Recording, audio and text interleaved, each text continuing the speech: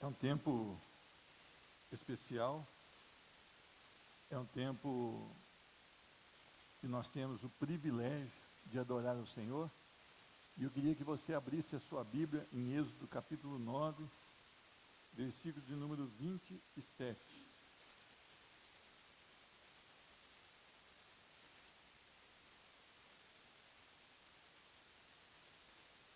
Êxodo capítulo 9, versículo de número 27. O irmão que desejar fazer essa leitura, por favor, dê o sinal aí para levar o microfone até você, para que todos ouçam em voz nítida. Êxodo capítulo 9, versículo 27. O irmão que desejar fazer essa leitura, por favor. Ok, obrigado. Vamos ouvir a leitura da palavra do Senhor. Então o faraó mandou chamar Moisés e Arão e disse-lhe: desta vez pequei, o Senhor é e o meu povo somos ímpios. Amém. É a palavra do Senhor. Emerson, agradece a Deus por essa oportunidade e privilégio. Senhor, meu Deus, nosso Pai, quero agradecer, meu Deus, por mais um dia. Quero agradecer, meu Deus, por estar aqui, por todos que estão aqui. Abençoe essa cidade, o Brasil, o governador, o presidente, todos os políticos, meu Deus, e que a gente siga a palavra de Deus sempre. Em nome de Jesus, amém. Amém. Meus irmãos, aquele termo, aceitei a Jesus, já ouviram isso ou não? Você já declarou isso? Eu acho que a maioria aqui já declarou a sua fé em Cristo Jesus. Hoje a gente tem visto algumas igrejas que têm tentado até estimular você, entre aspas, a aceitar Jesus. Alguns tentam, assim, quase que num gemido desesperado, a falar: crê em Jesus agora, porque você está morrendo. Se você não crer, você vai ser lançado no inferno. Alguns vão ao hospital e quando a pessoa está lá moribunda, ela fala: você precisa aceitar Jesus. Se você aceitou, aperte a minha mão. Aquela pessoa não tem relação e fala: não, mas uma lágrima desceu no canto do olho. Será que isso é 100% garantido? Será que isso nós podemos falar, aquela pessoa foi salva? As igrejas hoje, elas têm feito pregações com um apelo emocional muito grande. No final, elas dizem: você que quer receber Jesus como Salvador, vem aqui à frente. Aí você confessa Jesus, ou repete a oração, ou você aceita Jesus, ou confessa Jesus. Será que isso é uma estratégia bíblica? Em alguma parte da Bíblia nós encontramos isso? Não, nós não encontramos nenhuma parte da Bíblia esse chamado apelo para a salvação. Não. Nós vivemos o tempo em que essa confissão de fé em Cristo Jesus, ela ficou muito fácil. É quase como nota de R$2, né? Está fácil adquirir uma nota de R$2. Mas será que ela é comprovada? Será que ela é uma verdade? Eu não posso dizer que todas são mentiras, mas eu também não quero afirmar que são verdade, a maioria delas. Vivemos o tempo que é legal dizer que você tem Jesus como Salvador. As pessoas estão vivendo aí, e elas falam: é legal ser cristão, é joia, eu me dou bem lá na igreja dos evangélicos, eu também estou me tornando um deles, eu já até passei pelas águas, não é isso que eles falam? O que você pode extrair desse texto? Que um homem chamado Faraó, em que o Senhor resolveu endurecer o seu coração, um homem que nós conhecemos a história dele aqui, uma história apartada de Deus, em um determinado ponto, na 7ª praga, ele faz uma declaração de fé. Quando tem aquela chuva de pedra, né, que morre animais, as plantas, tudo. Ele diz assim: pequei. O Senhor é justo, porém eu e o meu povo somos ímpios. Ele fez uma declaração de fé. Ele diz que eram pecadores, ele e o seu povo. Que eles eram ímpios, é o contrário de ser piedosos. Ser piedosos é amar as coisas de Deus. Então ser impiedosos é o quê? Rebelde contra Deus. Esse homem parece aqui que está com o coração quebrantado. E ele vai além na sua declaração: o Senhor é justo. O Senhor é justo.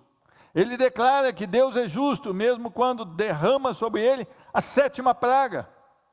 Será que Faraó havia se convertido aqui? Ou será que Faraó faz parte dessa geração de evangélicos do dia de hoje? Essa geração que diz: eu aceitei Jesus, mas tem uma vida totalmente desconformada com o caráter de Cristo Jesus. Tem uma vida à parte das coisas de Deus. Não tem uma vida de amor às coisas de Deus, de desejo das coisas de Deus. As igrejas chamadas igrejas sérias, aquelas igrejas que você conhece desde que você era pequeno, aqueles nomes de igreja, que eram chamadas igrejas sérias, elas têm se rendido a esse evangelho de massa. E elas têm entrado com as mesmas estratégias. Ela tem entrado com as mesmas estratégias. Nós precisamos fazer as pessoas aceitarem Jesus. Nós precisamos fazer com que as pessoas declarem que Jesus é Senhor. Nós precisamos batizar o maior número de pessoas. Tem igreja hoje, não conheço na igreja histórica, mas tem igreja hoje que ela avisa: olha, no final do culto tem batismo, e você, mulher, não se preocupe que tem chapinha, tem roupa para você vestir, para você não molhar sua roupa, tem um cabeleireiro à sua disposição. Você acha que o crente está preocupado se o cabelo dele vai ficar bonito? Quando ele realmente tem um encontro com o Senhor da glória? Será que ele está preocupado? Será que a mulher crente está preocupada se o cabelo dela vai ficar bonito ou feio? Ela quer professar sua fé em Cristo Jesus. Será que ele está preocupado se vai molhado para casa com risco de pegar pneumonia? Não, eu vou molhado para casa, se eu pegar uma pneumonia eu já estarei com o meu Deus, eu fui salva pela graça. E hoje nós temos visto tudo isso acontecer no meio de uma chamada geração de crentes. Outros, por sua vez, declaram Jesus, vivem numa aparência de piedade, são rigorosos na palavra, mas quando estão fora das 4 paredes, chamado templo de adoração, vivem uma vida totalmente diferente daquela que Cristo viveu. Meus irmãos, quanto vale então a minha e a sua declaração de fé? Quanto vale?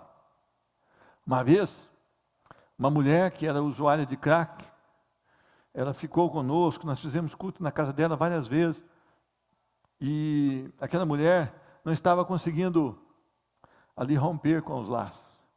E eles falaram para ela que ela tinha que batizar porque ela romperia. E eu não quis participar dessa celebração de batismo com ela.